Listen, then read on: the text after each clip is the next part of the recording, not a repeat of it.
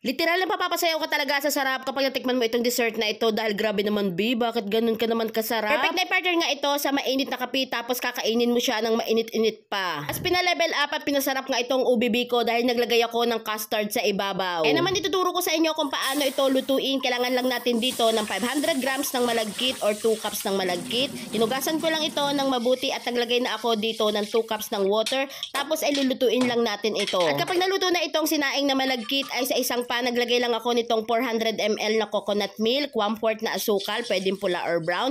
Naglagay na nga rin ako ng kaunting asin at maglalagay din tayo dito ng ubi flavor. Tapos ay haluin lang natin ito ng mabuti. Sa paglalagay ng ubi flavor ay pakaunti-unti lamang hanggang sa ma-achieve nyo yung tamang kulay nito. Pwede rin kayong mag-add dito ng ubi jam para mas masarap. Continuous lang natin yung paghahalo dito hanggang sa kumulo at kapag kumulo na ay pwede natin ilagay dito yung sinaing nating malagkit kanina. Continuous lang natin ang paghahalo dito sa part na ito ay medyo nakakangawit nga lang talaga siya pero okay lang yan, worth it lahat yan kapag naluto naman na ito. Kailangan tuloy-tuloy talaga ang halo natin dito para magpantay yung pagkakaluto niya. Mas maganda nga talaga kapag gagamit kayo ng non-stick pan sa pagluluto nito dahil tingnan nyo naman wala talagang dumidikit. Kapag naluto na itong ubi biko ay sasalin lang natin siya sa isang baking pan. Ayan, ikalat lang natin na mabuti at pantay natin mabuti itong ating ubi biko at kapag okay na set aside lang muna. Ngayon naman nagagawa na tayo ng custard dito. Kailangan lang natin ng 3 egg yolk, isang maliit na lata ng evap, isang maliit na lata ng condensed at kaunti lang nitong vanilla. Tapos ayan, haluin lang natin ito ng maigi. Kailangan din natin dito pala maglagay ng lemon or calamansi. Tapos isalin na natin sa ibabaw dito sa ginawa natin biko kanina. Gumamit na nga ako ng strainer dyan para maging smooth yung ating custard at mawala yung mga bubbles niya. Tapos iniluto ko lang siya dito sa oven ng 30 minutes. Kung wala naman kayong oven, eh pwede rin dito ang air fryer o kaya naman ay sa kawali. At ito na nga ang resulta ng ating ginawa. Tingnan nyo naman, kahit first time ko lang yan gawin ay na-perfect ko naman. So bago ko to ini-slice, eh pinalamig ko muna ito saglit. Pwede nyo nga itong gawing pang negosyo dyan sa lugar nyo para maiba naman siguradong magugustuhan nyo talaga ito. At syempre perfect na perfect din itong panghanda kapag may mga handaan at tingnan nyo naman, 'di ba, napakaganda ng pagkakagawa ng ating ube biko custard. Kaya naman kung gusto nyo rin itong matikman ay try nyo na rin dahil napakadali lang naman niya gawin. Ilalagay ko na lang sa comment section ang lahat ng ingredients na ginamit ko dito.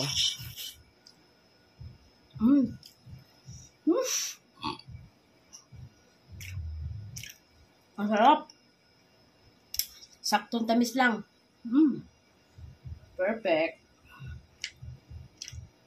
Ay, ang sarap. Papa, ang sarap.